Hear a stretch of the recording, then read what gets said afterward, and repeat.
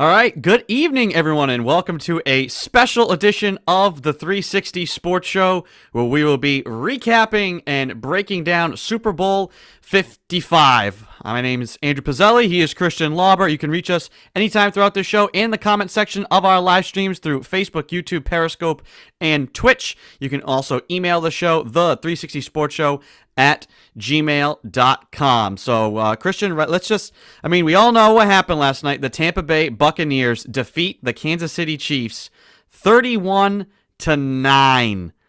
I don't think anyone in their wildest dreams, maybe some Bucs fans somewhere, could have imagined that game playing out the way it played out. The Bucs could have had more. The way that game, what we know now, how it went, honestly, it could have been a lot more than that. But the Bucs kind of dominate this game. They make their move. They pull away. Tom Brady gets his 7th Super Bowl championship at age 43. We'll get into some of the numbers. They're absolutely ridiculous. But like I said, you can join us here on the show. We'll be talking, but also answering your questions. So if you have any thoughts or questions throughout the show or about the Super Bowl, post them in the comment section. And this will be available through Sounder FM as a podcast as well later on this evening. So Christian, let's just start at the beginning and just get it off our chest. What is your takeaway? You watched this game. What's the first thing that you take away from this game? Super Bowl victory for the Buccaneers. Man, right off the top, I'd say, just impressive from the Bucs all around. They dominated the line of scrimmage on both sides. And ultimately, you have a guy named Tom Brady on your team who's experienced, and he's been there, done that, along with Rob Gronkowski. And those guys showed up big in the biggest game. But the biggest takeaway, just right off, that jumps off the page, is that the Chiefs didn't score a touchdown in this game. I believe this is the first loss ever being that of double digits for Patrick Mahomes. Yes. So that's no small feat. Now, obviously, they had some injury issues, but I'm not going to take anything away from the Bucs. Their defensive line absolutely dismantled this Chiefs offensive side. I mean, it's just ridiculous. Yeah, I agree. I'd say, we're going to talk plenty about Brady, and I know he is the lead, but I'd say Brady kind of did what you'd expect out of Brady. He's in the Super Bowl. That's what we said. Hard to bet against him. Brady didn't shock anybody last night. It's shocking what he's continuing to do. What's shocking is what you said. The Chiefs no-showed. No show from the Chiefs. I don't think nobody expected that. People said, hey, close Chiefs win, close Bucs win, maybe Chiefs blow them out. Nobody said Bucs blowout. Nobody had that on their radar at all. And we could talk about why that happened. And so let's start there. We both agree. The Chiefs is a no-show from the Chiefs. And it's two sides of the ball. Both I don't know had about a no-show. I don't know if that's fair. Really? I think it's I think it's a no-show. Did the defense show up? I think that Chiefs defense no-showed. What did they do? What did they accomplish in this game? I think they 91 yards of penalties in the first half. Let's not forget the game was close though at the end of the half until the Chiefs absolutely just lost their minds. And we'll get into the referees as well. I didn't like some of the calls, but that's not why the Chiefs were in the position they were in. They absolutely lost their mind for whatever reason. Most notably Tyrann Mathieu, who for all the gripes from yesterday, I mean, he's been a pretty good player for the Chiefs. He's kind of changed the dimension of that team. Most notably last year in the Super Bowl run there. But I mean, to say they no-showed, I think that's a little strong. I mean, they all right. Put it this way. Up. I mean, look, they Patrick started Mahomes, the game. They started the game, and then what happened? They took the way this game. This game is like the heavyweight fight, right? It was kind of even at the beginning. I think maybe a little jitters. I mean, the Bucs came out and went 3-and-out, right? I think maybe their first two drives, quick, bang, bang. Bucs had nothing going. Neither did the Chiefs. The Chiefs, I think, got a first down, and then they punted it back. And it was kind of how we thought. Some would say maybe this game starts slow, kind of a rock fight early on. The Bucs threw the first big move, right? They score that touchdown into the first quarter. They go up 7-3. And then a couple of things start to go wrong for the Chiefs, and they just unraveled, and it just kept unraveling and unraveling and unraveling and unraveling for them. The defense, talk about we're spoiled because we hear all these Brady moments. So you think of him in the Super Bowl, the like mental toughness, focus, Belichick. Listen, don't worry about that. Just do your job.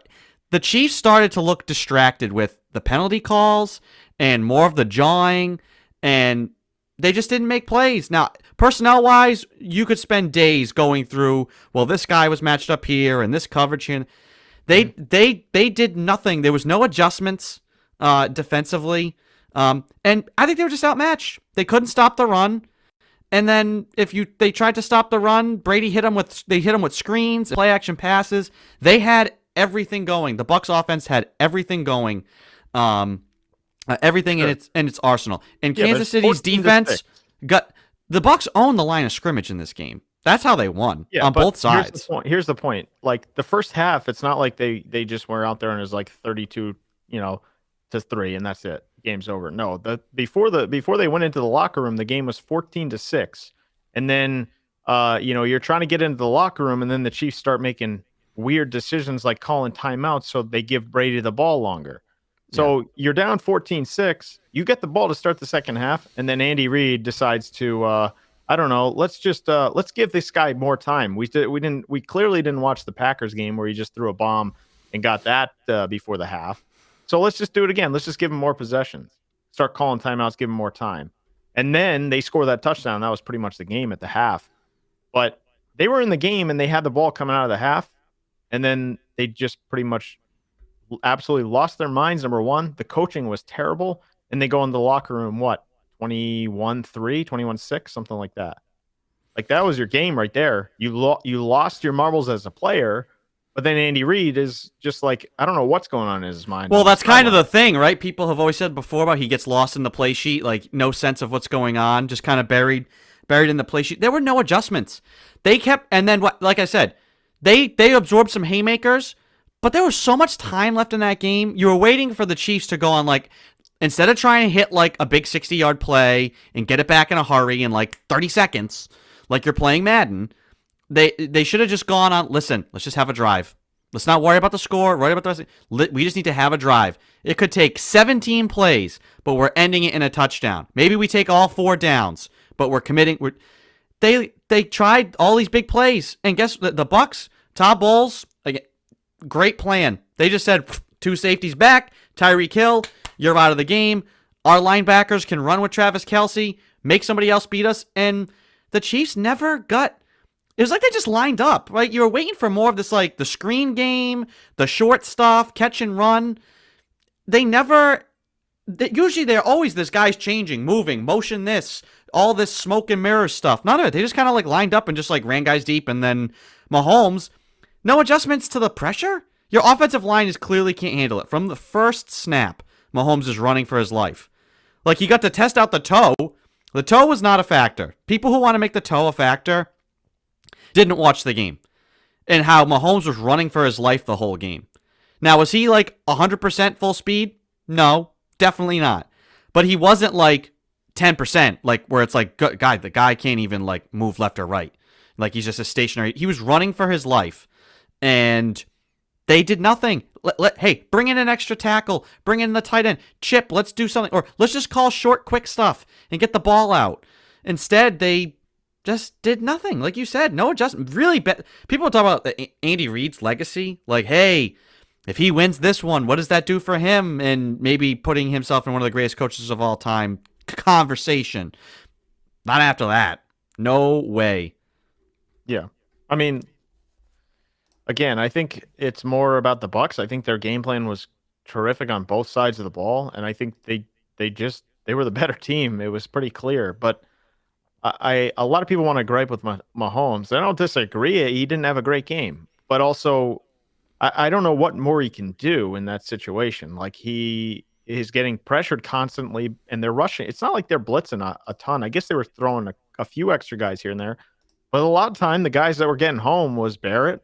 It was Jason Pierre-Paul. It was Vita Vea. Those guys were getting through there, and Ndamukong Suh, same thing. Those guys were getting home by themselves. They didn't even need the pressure off the edges. No. So I don't know. I just think the major point is that the Bucs were ready to go, and you could clearly see Brady's obviously been there, and this was one of his better Super Bowls in my opinion. Like he was fantastic in both halves. It was vintage Brady. He wasn't like I think one of his probably his best performances were against the Seahawks because the defense he was going against and what he did to them in the fourth quarter. And then obviously what he mounted against the Falcons, right? That's legendary. Right. This was like vintage 2003, 2004 Brady, right? Like only 200 something yards, like only completed like what, 20 something passes, 3 touchdowns, no picks, but surgical. I mean, I said end of that first half, I was like, that was a clinic. Tom is getting anything and everything that he wants, and he is running the show. And I think we are, like I said, the injuries for the Chiefs offensive line kind of robbed us of maybe the back and forth. If Mahomes isn't running for his life, maybe we get more of a show and a battle. But hey, guess what? That's the game. Guys play with injuries all the time. Teams play with injuries. How often do we see a team in that situation and we come out and say, wow, like so-and-so really stepped up. They had to play left guard or left tackle, and what a great story this is. Nobody stepped up for the Chiefs to make plays, and even like you felt like, oh, you were waiting for them to like explode because it's just what they do.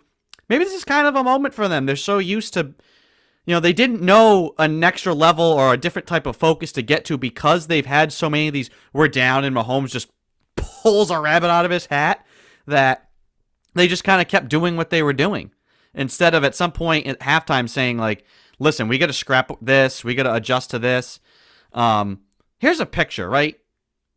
This is what Mahomes had to do this whole game. Run for his life, under pressure, getting like tripped up. Now, granted, this guy's amazing. He made some of the most incredible throws I have ever seen. That should have been completions if guys didn't drop them. Mahomes wasn't the problem in this game. Could you say you wanted more from him? We'll have time later to discuss more of like what's his legacy now? How does this affect him going forward? Does he need to have a little bit of a mental check? Was he riding too high coming into this game? But in the game itself, the way the game played out, he was under attack. I mean, it was like how Brady was under attack in 2007 against that giant Steve Spagnuolo's defense. Four rushers getting instant pressure with 2 high safeties. You have to adjust to that and start calling short stuff. And the Chiefs, hey, like I said, no show is too strong of a word, but it's a letdown. That's a major letdown. A major letdown to start, and then to never really look like you're trying to do anything different the rest of the game. And it ends up being bleh. And, like I said, Kansas City's defense, there was nothing. Maybe Mahomes healthy and O-line healthy. They, like I said, they do more. But it comes down to this. The Bucs roster gelled at the right time. They came together. Bruce Arians joked, when did Brady finally figure out the playbook? When did you guys get on the same page? He was like, I don't know, somewhere in the second quarter of this game. It's amazing what they were able to accomplish given the no off season, all this jazz. They figured themselves out on the fly, probably because they just turned it more over to Brady and just let him do his thing. Yeah. Well, Arians already admitted that he was the coach. Yeah, basically. So, but I don't think they were going to be denied. I don't think Brady was going to let Brady. Like I said, once he was there, I just didn't see him being denied this opportunity. There's the legacy stuff and all those narratives, but just knowing what we know and how he was still playing and what he was capable of, and how important this was going to be for him. Did you see Brady post game with the trophy? Oh, as nonchalant he's already as could back. Be. Yeah. He basically got handed that trophy and said, woohoo, here you go, kids, play with the trophy. And it's basically like, oh, no, I'll be back. No, yeah, thinking about next year. Like, I bet he didn't even celebrate last night. I bet you he went home and had, like, kale soup and then, like, went to bed. Oh, I guarantee you he had some kale alcohol and then went to bed. Yeah. No doubt he's a big dancer. Him and Gronk. You think Gronk let him go to sleep? No way. Maybe he had a beer, one like Omission, a gluten-free beer. Yeah. I just think he seemed like a guy, because we've seen him be very demonstrative after the Super Bowl. Even the ones where he wasn't like 53, where he wasn't a big part of it. I mean, he was important. Yeah. But it wasn't like he was this Well, monster, and he was let's not still forget he too. was still pumped up.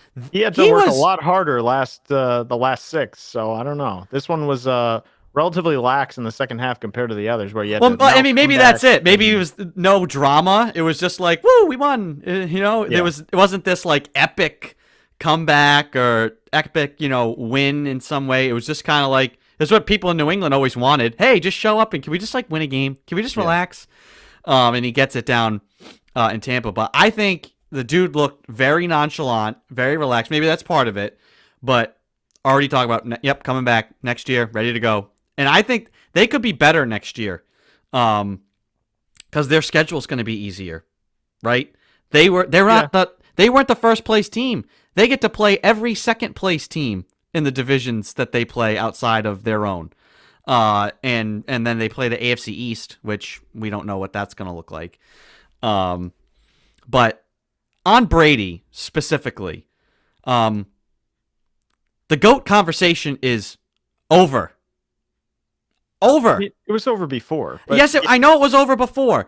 There's nothing anybody should be able to say or latch on to try and claim otherwise. If you do, you are honestly making yourself look foolish and are blatantly just hating for no apparent reason. If you can find some stat, an obscure factoid, something about who's better?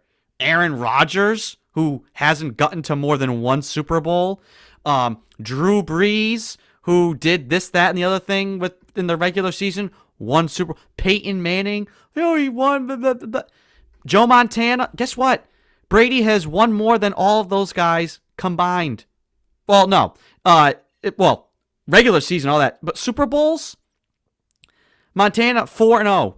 That was great. It probably took Brady getting 5 and 6 to really, for most people, to maybe slot him above. Dude's got 7.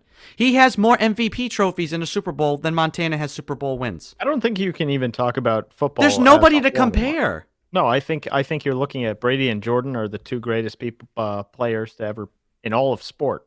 Team sports. Not in their individual team yeah. sports. Well, yeah, I mean, yeah, but the 4 major at least, if that's where you want to go with it. But I mean, look, 7 titles, 6 titles.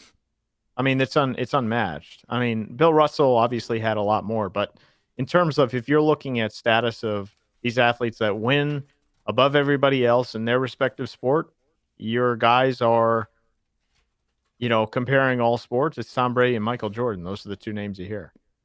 Yeah. And I don't think there's nothing that anybody currently in the NFL can do to catch him. I don't think. Is there anybody? Do you think anybody in the NFL could catch him or surpass him? I mean, it's not just about catching. No. It's not just about catching him. He's beaten Pat Mahomes twice now. Denied him in the AFC Championship game in 2018. Just beat him in a Super Bowl and outplayed him in the Super Bowl. It's going to be hard. Yes. And Brady won 3 before he was 26. And then it's crazy that the real prime of his career, he didn't win a Super Bowl and now is winning 4 since he's turned 37. But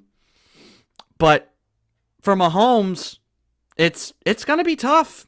We've already gone through it. The record of guys who lose a Super Bowl and what happens to them afterwards, it's hard to get back. It's very hard. And it's going to be harder when in a couple of years he doesn't have Andy Reid and doesn't have Tyreek Hill and Travis Kelce. What does he do? Can he be the same guy with lesser players? Brady was. Brady managed to be. Peyton Manning never did. When did Peyton Manning ever play with lesser players? The dude always had Hall of Fame level talent around him, right? Yeah, I mean, Peyton Manning is a different breed, though. He's kind of your classic choke artist. He punched through a couple times, but he didn't live up to his hype. I mean, that's just a Peyton Manning deal. I mean, if you want to mark my words, Mahomes will be back in this game at some point in time. I have no doubt. Do you think he's back next year? Maybe not next year. No, I mean, it's really hard to get back twice, two times in a row. Never mind 3 and 4. What Brady has done, you won't see again. I don't think so. So you're looking at the next guy. Mahomes is that guy, and I think he'll be back there. Just the way he I don't know, he carries himself in a good manner. It's not like he is your classic. He's going to go up to the podium and he's going to have this giant bitch fest and walk off and pout. And no, I think he's wired, a different way than some of those other guys. And I think he's just extremely talented. Even in this game where he didn't even play well, you can still see the talent levels there. Oh yeah. Um, Tony Romo, when the game was wrapping up, Jim Nance says to Tony Romo, in the season that nobody could have foresaw and all the, they played out in COVID and blah, blah, it'll end with Tom Brady hoisting the Lombardi trophy. Could anybody have imagined that? And Romo goes, I don't know why we ever thought it wouldn't. So the question here, can the Bucs get back and can Tom Brady repeat? Can he be the first guy to repeat since he repeated in 03-04? Yeah. I mean, like you just said, their schedule is going to be easier next year. And they're going to have what presumably would be a more normal year, hopefully at that time. And it's going to be another year in the system. And Mike Evans is already saying, take my money and bring all the guys back and keep this core together. And also the defense, at an extremely high rate, improved throughout the playoffs and beyond. So, I mean, here you go. I think you're looking at, and Arians is coming back. So they want to make another run. That's really the goal. Is they don't want one, they want two. So absolutely they can repeat, especially if they have all their guys back and it's another year in the system with Brady. And I mean, just look at the end of the season here. They got better in every game here down the stretch. They went on the road and won 3 road games. And the Super Bowl happened to be at home, but at the end of the day, it's still, you got to go out and win the game. You forget that too, at home. Yeah. So next year, I mean, I don't know if Brady's ever looking for he wants to win them all. And now I think this whole entire group is kind of rallied around that idea. And now it's well, we're going to win next year too. So I would not be surprised if they're at least in the divisional and maybe the championship game again. I mean, it's just it's clockwork with this guy. And I'm not going to doubt Tom Brady at this point. How can you? So it's crazy. It's unbelievable. It's the numbers. Again, we're honestly not even going to list them off. At least somebody's heard one, if not all of them. And it's mind numbing. It is mind numbing. Steve Young said after the game, he's like, you can't even comprehend, right? It starts to break down. You start looking at the numbers. Tom Brady has 2 complete seasons of passing in playoff wins.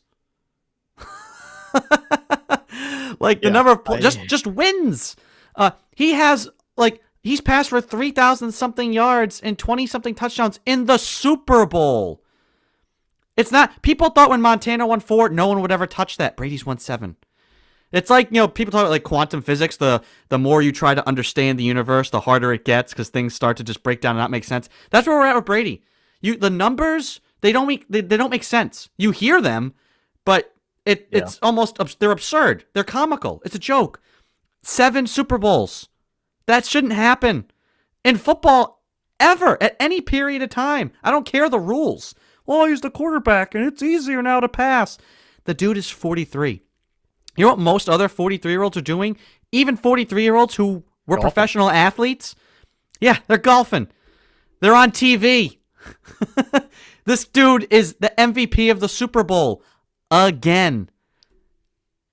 It's unbelievable. Now, this is what most people are going to want to know, and this is where probably a lot of discussion has been made about this. As a New England fan, as a Patriots fan, and this question actually came from Joe. He wanted to know, Tom Brady winning another Super Bowl for a different team, more bitter, more sweet?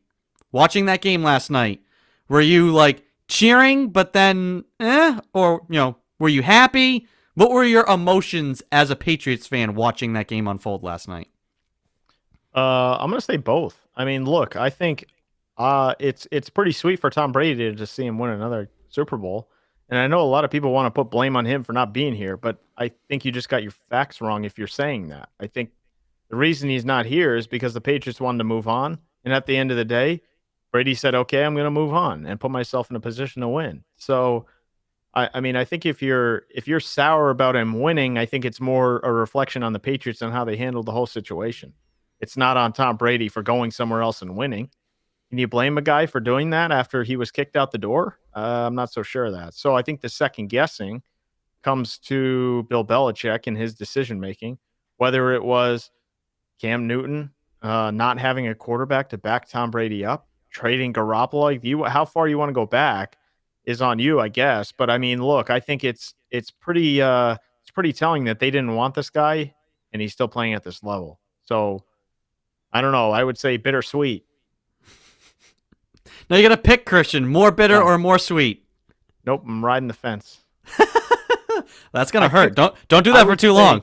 I would say it's more sweet because you know what? At the end of the day, I think the Patriots got what they deserved here. I said before the season this was probably the right decision for both teams, and maybe that's still not wrong. I think it really paid off for Brady, and now Belichick better get his crap together because he's going to be on the hot seat here within the next few years. You know, put however long of a tenure you want on between now and how he can get back to the playoffs, Super Bowl, whatever you want. But Brady's already been there and done that now in 1 year. So Yeah. he's been gone for a year and he's back there. So if you're sour, it should be towards Bill and the Patriots, not towards Brady. Yeah, it's 100% bittersweet, and I'd say I was happy. I mean, I decided to root for Tom. I'd been rooting for Tom all year. I decided to root for the Bucks to win this game because I'm a Patriots fan. Because we all know how things work. If Brady had lost, there'd be the people who would say, "Oh, he's 6-4 in Super Bowls.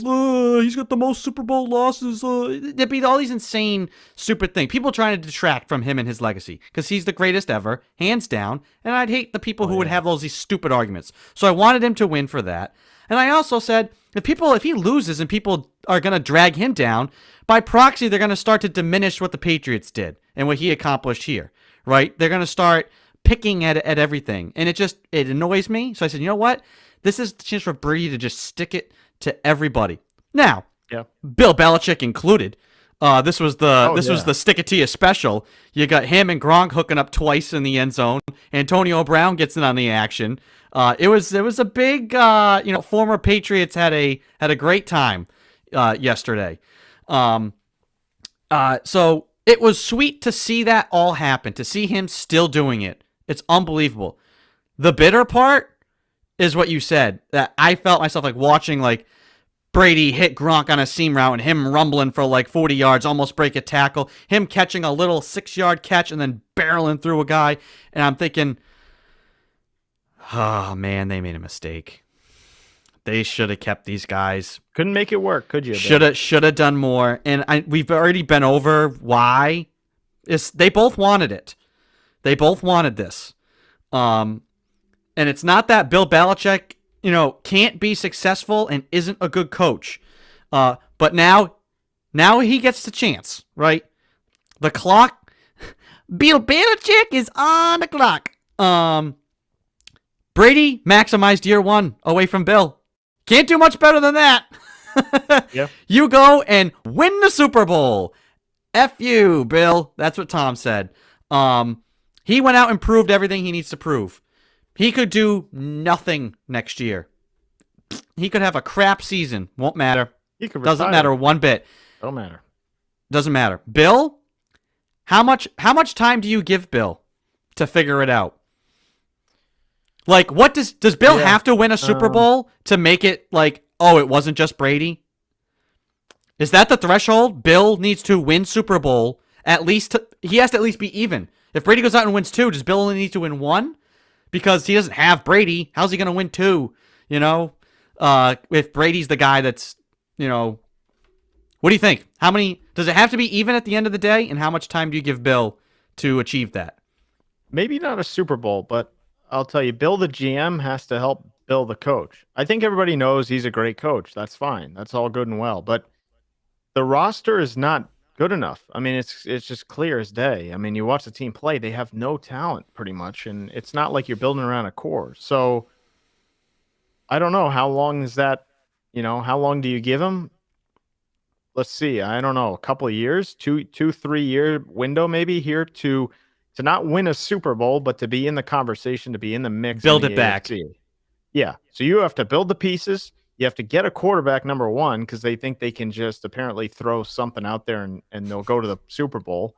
So you have to build a team and you have to get a quarterback that will, kind of take you to that next level to be back in the mix. You got to be in the mix for the division. You got to be in the playoffs. I think from a craft standpoint, that's the goal. Yeah. Absolutely. He was there last night. He saw it all happen in person. You wonder if he's coming back to Bill being like, give 4 first-round picks for Deshaun Watson now. Checking out the comment section. We're going to turn to some more questions here down the stretch of this preview. This is not going to be a lengthy episode, so if you have Super Bowl questions or thoughts, drop those in the comment section or email the show, the360sportshow at gmail.com right now. And if we don't get to you today, we will be doing our full show this coming Sunday, Valentine's Day. So we can answer plenty of questions on the Super Bowl then as well.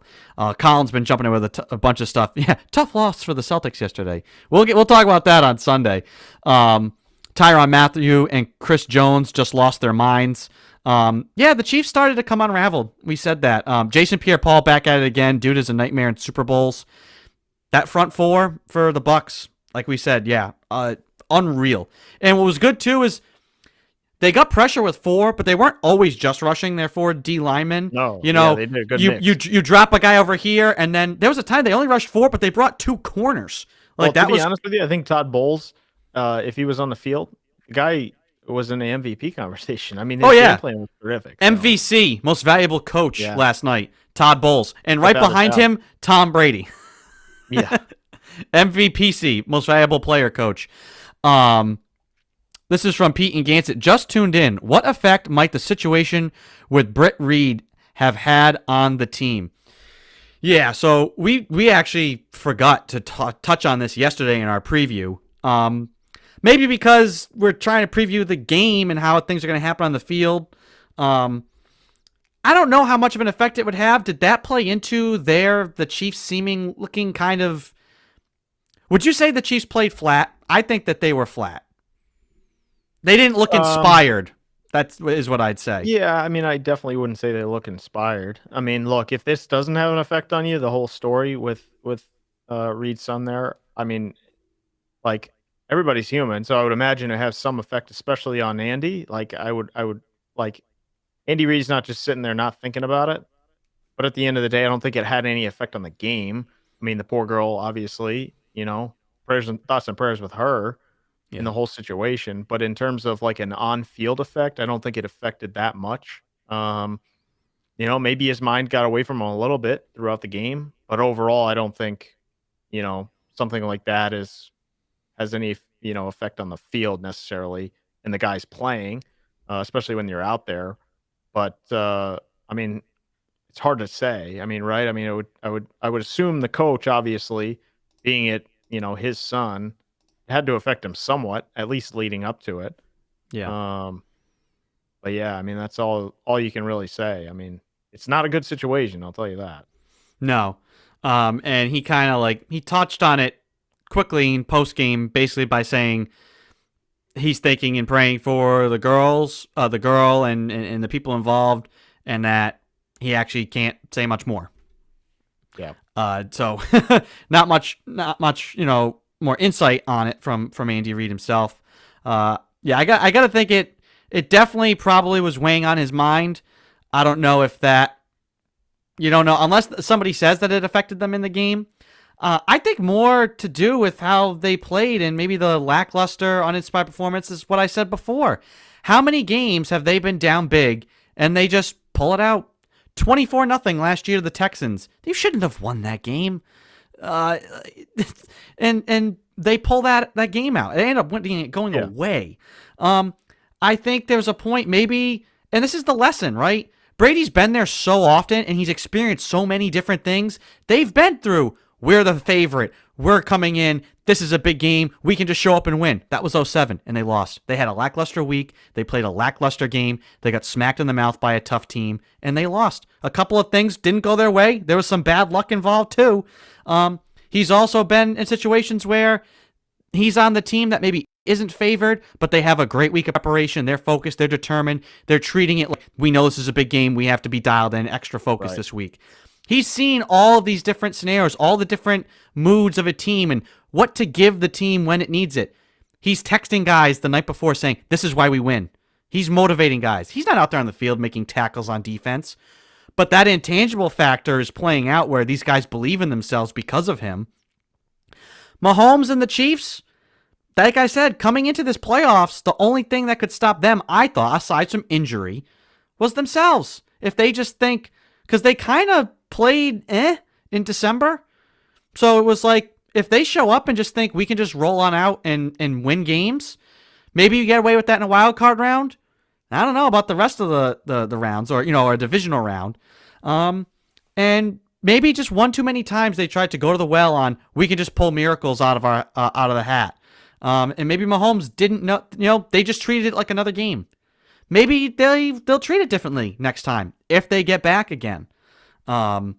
I think there's got to be an element of that in there with that team because Mahomes is frustrated. Mahomes is lost. Well, that's the thing, but that's what happens when you've never been through something like this before, right? Well, yeah, more on the field though. Referees. I mean, we can get into that just for a minute here, but the difference in game call in the difference in penalty calling between the championship games and the Super Bowl was just like astronomical. I didn't love the calls in the second quarter there. I'm not going to say it's any reason and made up huge difference, but a couple of those calls are like kind of wishy-washy, ticky-tacky that you call in the regular season, but in the Super Bowl, I don't know about those. Yeah, but guess what? That happens. You're not going to lose. Unless it's pass interference on a Hail Mary that puts the team at the 1 yard line on the last play of the game. You can't say that penalty is the reason we lost the game. I didn't love that penalty. I'll be honest. That one before the end of the half. No, but there was tons of football left. Tons left. Yeah, and instead, the way they played, though, was as if they had lost the game on that play, which they did because of the way they conducted themselves after that. No adjustments on offense. The defense just looked frustrated and annoyed. And guess what, Brady? This is another key, right? We talk about line of scrimmage. Bucks won because they own the line of scrimmage, both sides. Tackling. The Bucks tackled tremendously. The Chiefs, as Brady pointed out to them, one of the worst tackling teams in the league. That showed again last night. So I think what happens in Super Bowls is things get exposed. Your weaknesses get exposed. And how do you handle those? How do you mitigate those? The Chiefs, there was never a point, and it's crazy because of how many times we've seen them do it. That third quarter, it was 31-9 with like 6 minutes to go, or 28-9 with 6 minutes to go. And you thought, hey, 28-3 happened. Why not? But you just knew it was over. You knew it was over. Even with that Mahomes, who was great, it was over because of how they were playing. That's the disappointing part. Yeah, I mean, Bucks get all the credit. The disappointment is in how the Chiefs performed. The biggest play of the first half was the Kelsey drop. The Chiefs were driving in the second quarter, and then Mahomes hits him over the middle. He's open, and it bounces right off his hands. Did he look right? Was it that like? I mean, they just did a great job covering him. He got a whole bunch of junk yards and zones at the end, but I really felt like he wasn't a factor. He had that big drop. But do you think he didn't look 100% right? Was he like just checked out because he wasn't getting the ball, or do you think he was banged up? Because he just didn't. Here's the thing with Kelsey. He didn't look right. I think he was getting kind of pushed around, doubled all game, so he's frustrated, and at that point he just kind of wilts. I don't know. I feel like he doesn't seem like the type of guy. I could be wrong. He doesn't seem like the type of guy that's gonna like find that will and really fight through these guys to get open. I don't know. He got taken out of the game, and he probably got frustrated and just decided, okay, well, when they go to zone, I'll make some catches. But he had the drop, and then other than that, I mean, it was a lot of like, okay, yeah, you're moving the ball with 4 minutes to go, but you already lost the game. So what does it matter? Yeah. This is a question from Emily about whether or not it was a bad look because of COVID. Whether the optics of it were bad. With Brady at the end having to call over Jim Nantz like, hey, can you come closer? I can't hear you. any of that stuff, the post game stuff. I mean, obviously tons of people, no masks. They weren't enforcing any of that, the distance rules, nothing. All of it's out the window. I mean, we know most of these guys had to all test negative multiple times in a day and days before and blah, blah, blah, and all that. And obviously, it wasn't the same kind of family and friends and everybody on field like you'd normally see. It was a smaller crowd. But any of that stuff look bad to you? Did the stadium look too full? I know they had cardboard cutouts. Do you still think there was too many people there? Any of that stuff, the COVID stuff in mind, was there anything optically that looked bad about yesterday? Yeah, I mean, look, I thought it looked pretty full, but at the end of the day, there was like, it was 2, 3 people and then like 2, 3, 4 cardboard cutouts. So it's hard to tell. I mean, they said, I don't even remember what the attendance was. 7,500 at least for The vaccinated workers. vaccinated workers, right? So then, I mean, I don't know. It did look pretty full. And a lot of people just chalk that up to being Florida, which I mean, I don't necessarily agree. Like it's been wide open there since. Like they said they were going to have fans week 2 of the NFL season, so Yeah. that's could be partly it, but also a lot of people that were there, I feel like were with the players already. So like Brady is obviously with his wife and kids all the time. So if they're there and they have, his parents obviously, so I don't know. It's hard to tell between like people that he wouldn't just be seeing every day anyway, and just it being an absolute cluster. I don't know. I didn't really get the impression. Now we'll see in 2 weeks, I guess, right? Clock Yeah, is ticking on that. we'll find out. Presumably, all the players had to test negative multiple times. They've been following the protocols here before the Super Bowl. So I would assume it'd be okay in terms of players, family, friends, things like that. But overall, I didn't really have a problem with it, especially with like once you took an actual look at the crowd, there's a lot of cardboard cutouts. Like it looked a lot more full than it was. When they first cut to the arena, I was like, "What the heck? Like this? Yeah. This looks packed. Like, oh my god." But then they zoomed in, and I was like, "Oh, okay." Feel a little bit better. Still not a good look. I still think there's too many people there. I wouldn't be there. Put it that way. Oh, me neither. Yeah, no. Would you have paid $100 to have a cardboard cutout of yourself at the game, Christian? You know what? If it was New England in the game, what the hell? Why not? It's a weird year. I can spare, $100 to throw myself in the stands, pretend like I'm there. Why not? Let's just have a blast. Don't you think you could more easily now, though, just Photoshop yourself into the stands? Like, Yes. over another cardboard cutout and show people the picture? No, look, I paid. I was there. They just didn't show it. They didn't zoom in on TV, but I was there. I mean, $100 is no small change just to have my face in there. I don't think my face is worth that much money putting in the stadium, so I don't know about that. Yeah, I'm second guessing myself now. Quickly here, again, this is going to be a short show. If you have any thoughts on the Super Bowl, questions or comments, drop those in the comment section of the live streams. You can also email the show, the360sportshow at gmail.com. And if we don't get to it tonight, or you think of something, I wanted to ask the guys, we're going to be talking plenty of Super Bowl on Sunday during our normal time. This is just a special edition of the show, post Super Bowl. We're normally live at 11 a.m. on Sundays through we simulcast to Facebook, YouTube, Periscope, and Twitch. Quickly here at the end, Christian, 2 things. The big part, there's the game, and then there's 2 other elements of the Super Bowl. There's halftime, and there's commercials. So let's start with the halftime show. What did you think of the weekend? I thought the overall halftime show was meh, and I thought the memes afterwards were pretty much 12 out of 10 and absolutely worth the price of admission to go. 100%. What was are you just not a weekend fan? I thought so. I didn't watch it live. I was doing a million things, and then I watched it today. Yeah. I loved it. I thought it was awesome. What didn't you like? Is it just weekend's just not your cup of tea? Yeah, just not my thing. Like there's a couple songs that I know and I would listen to, but I don't know. And then I started looking around and everybody loved it, so I'm in the minority. I don't know. Not my thing. I thought it was very good. I enjoyed it, but like you said, the memes were better than the show, Oh, as without most memes are. How often? This is a question for another time. This is something to ask the internet. How often is something as good as its memes?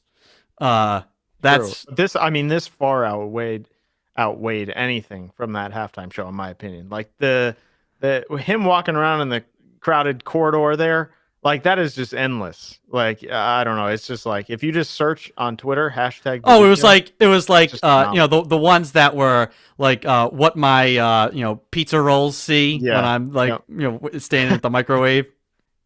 Yeah, just to me that makes the halftime show better. But overall, I go for the memes and less for the show. Who would you want to see in the Super Bowl? A halftime show. Like who's been your favorite halftime show? I thought Bruno Mars just from Bruno like Mars a killed it. performance. Yeah, he Yeah. crushed it. And I thought overall, I don't know. I'd have to go back and actually look at who's in them because half the Brady was in, and I wasn't focused on the show. Yeah, so I don't we're know. pacing around nervously. We Yeah. talked about that. I'm just glad that they're doing their. I think after for a while there, after the Janet Jackson incident, they went so conservative with who they were putting on stage at halftime for a while there, and they're slowly kind of getting. I like it.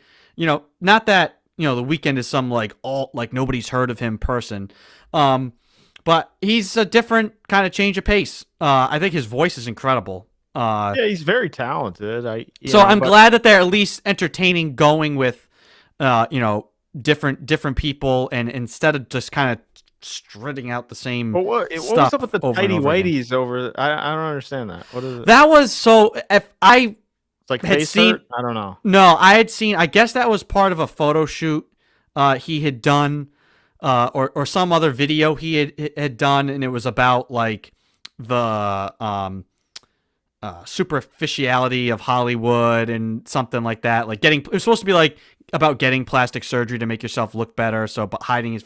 There was a whole meaning to it. If you didn't read this, if you didn't like look into it afterwards, you're just like, what? Why are guys wearing jock straps on their face? Yeah, Like, that's kind of where I was at. Yeah. But keep bringing in different people, newer, fresher, and change it up. Have like the Weeknd now. Go with like a rock guy next year, and then come back to a hip hop person the year after. I think that'd be great. From Colin in the comment section, the Weeknd killed it. His performance was on point. Her HER's performance of America the Beautiful reminded me of Prince. I'll agree with that. She was good. She was good. And he said, Prince is my all-time favorite halftime performance. Prince was really good. People, sometimes people kind of like rag on Prince about like for different things. Like, oh, how are you gonna handle the rain? And then a dude killed it in like a rainstorm. Made the most out of it. That was a great halftime show. Nick says he'd like to see Eminem at Super Bowl halftime show. I think that would be good.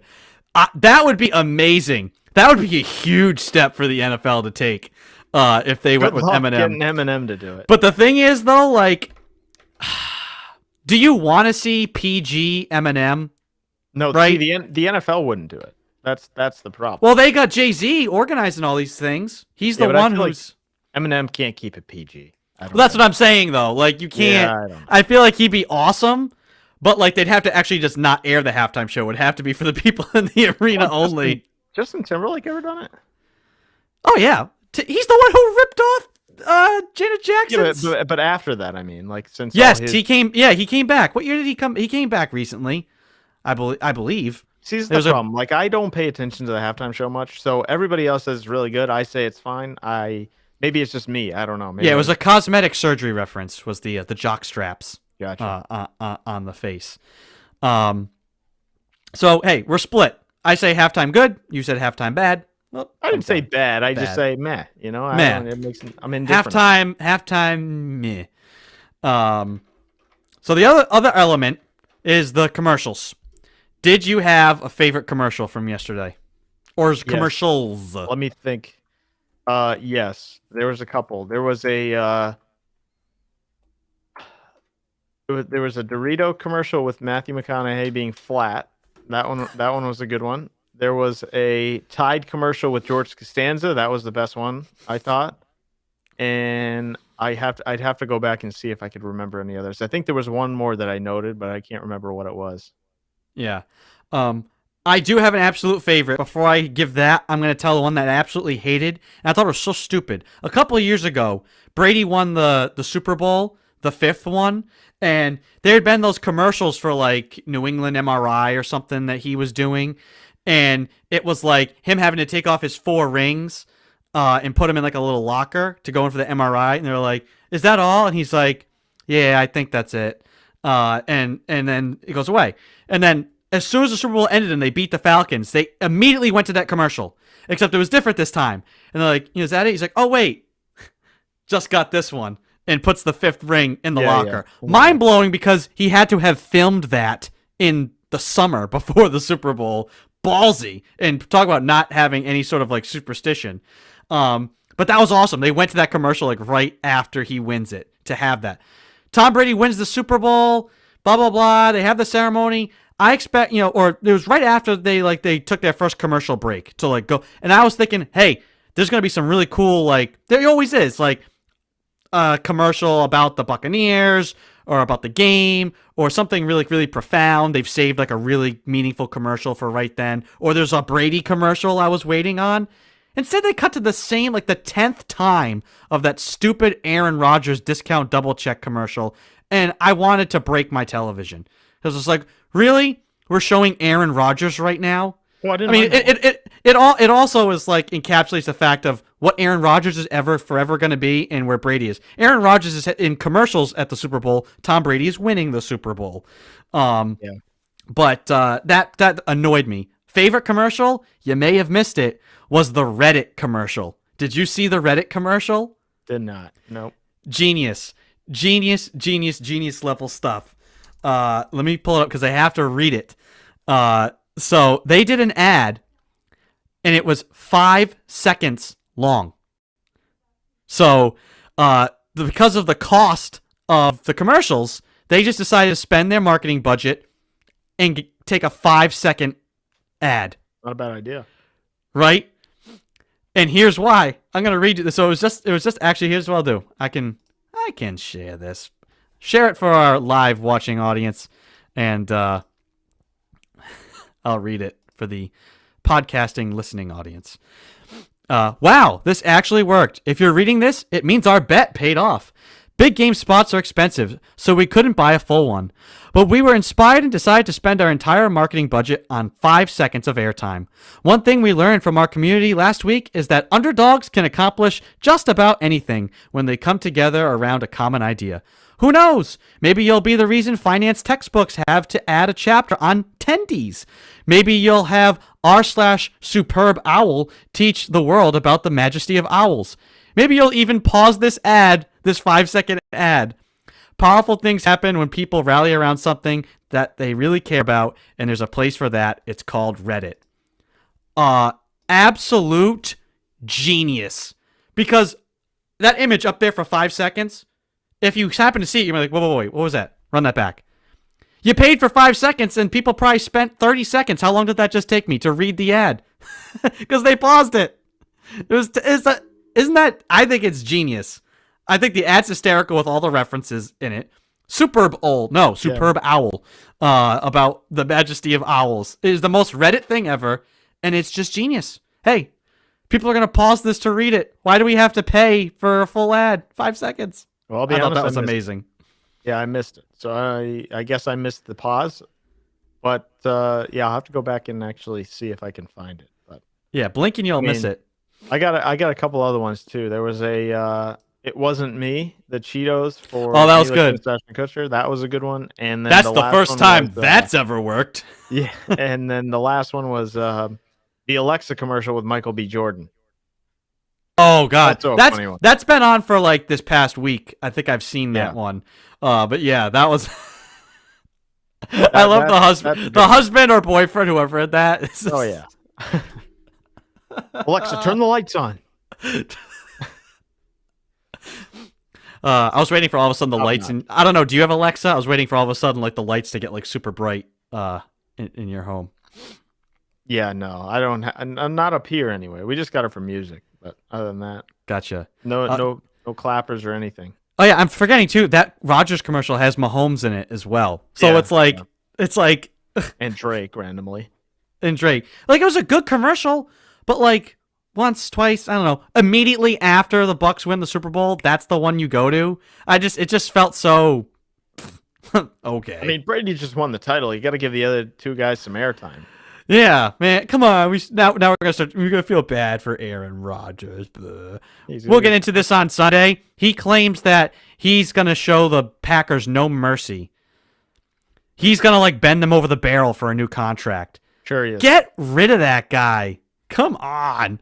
You should be saying, I'll take a pay cut so that you can go out there and load a team up around me because I desperately need to win a Super Bowl.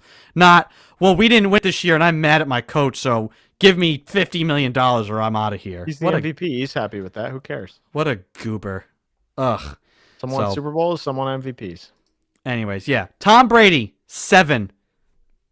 I said this at the time. There's haters, fine. There's people who rooted against him, fine. There's plenty of athletes for other teams. Like, I only rooted for Kobe Bryant once, and that was in his final game because I wanted to see him drop like 100 points, right? But I never like actively rooted for anybody, and I very rarely do, that's not on my team. I wanted Brady to be successful this year. It's not you. rooting. What do you mean? Not you. You don't do that. I was happy to see Brady go be successful. I wasn't some like Bucks fan all year long, happy or sad depending on how they played, right? You have to just appreciate the greatness with all things. Yep. You know, like and that's part of what makes competition great, though it's starting to become not a competition anymore. You hate Peyton Manning because he's so good. You hated Kobe because he was so good, but you appreciate the greatness. You want to hate Tom Brady? Go ahead, hate him.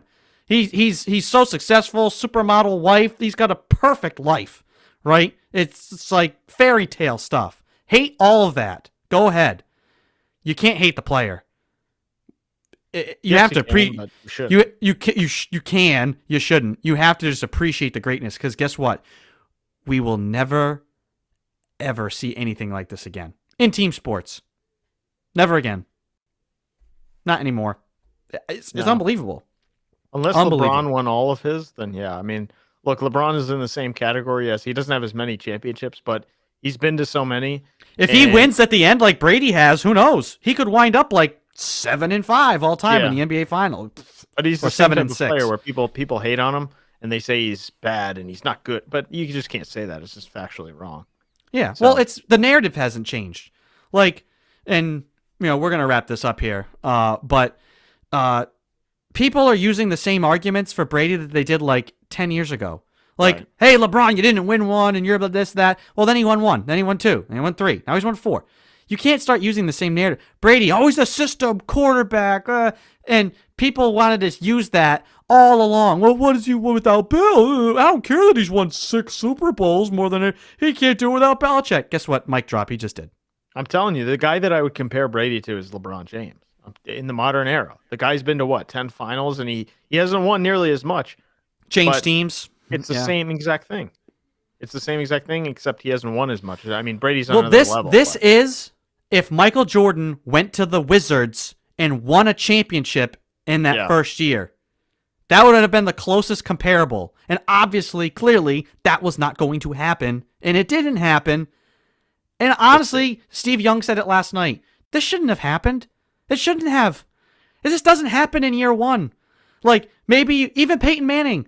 They had such an up and down like 2012. They went like 12-4 his first year in Denver. But then they lost in the divisional round to the Ravens. Like, it's just never. But then in 2013, they figured out a lot of stuff. They lost in the Super Bowl, but record-setting year. The Bucs are going to be better next year. Yep. It's insane. This is the problem, right? Peyton Manning won 1 out of 2. Brady's going to win 2 out of 2, and that's it.